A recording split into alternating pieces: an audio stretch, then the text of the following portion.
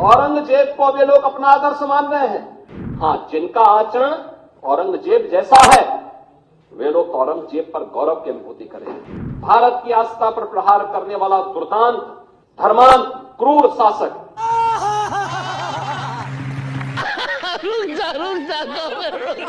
तो भैया देखा, लगता है आजकल बीजेपी वालों ने नेहरू जी को छुट्टी पर भेज दिया है, क्योंकि आजकल उनसे ज्यादा तो चारों तरफ औरंगजेब की चर्चा हो रही है।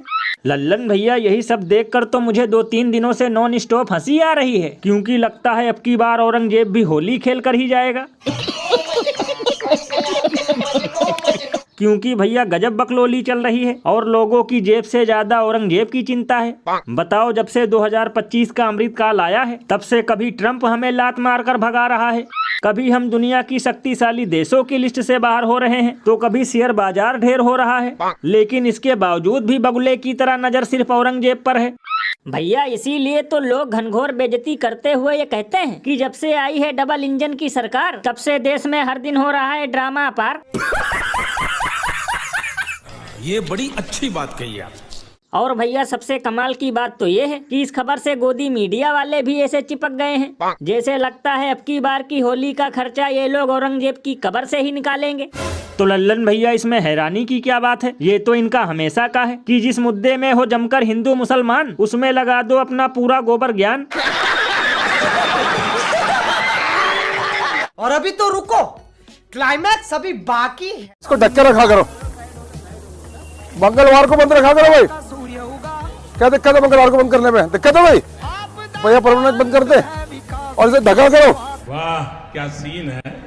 तो भैया देखा, ये दिल्ली के बीजेपी विधायक रविंद्र सिंह नेगी हैं, जो अपने इलाके में ये फरमान जारी कर रहे हैं कि मंगलवार के दिन नॉनवेज की दुकानें बंद रहेंगी। तो लल्लन भैया, इसमें चौंकने की क्या बात है? ये चाहे तो नॉनवेज की दुकानों के साथ साथ पूरी दिल्ली बंद करवा सकते हैं, क्योंकि इन्हीं का पैर छूकर तो मोदी जी ने आशीर्वाद लिया था।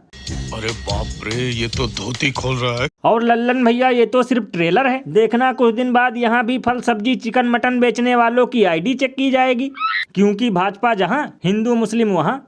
बताओ, ना तो अभी दिल्ली वालों को होली में फ्री सिलेंडर मिला, ना ही लाडली बहनों के खाते में 2500 रुपए आए, लेकिन उससे पहले ही नॉनवेज की दुकानों पर ताला लगवाया जाने लगा। भैया इसीलिए तो इस पर महान कवि बाबा लपेटू दास ने कहा है कि खुद इनके लोग दबाकर खाते हैं बीफ कंपनियों से चंदा, फिर भी मटन मछली बेचने वालों को कर रहे हैं डंडा। बताओ, गजब विडंबना है। अभी तक इस बीमारी से केवल यूपी और राजस्थान वाले ही जूझ रहे थे, लेकिन अब बेचारे दिल्ली वाले भी जूझेंगे और इन्हें दिन रात बस यही डर सताएगा कि कहीं दिल्ली भी मणिपुर न बन जाए। ये बिल्कुल सही कहा आपने। वैसे भैया, एक अंदर की बात बताऊं, मुझे तो लगता है कि दिल्ली में दी गई गारंटी को इधर उधर घुमाने के लिए सब ड्रामा किया जा रहा है।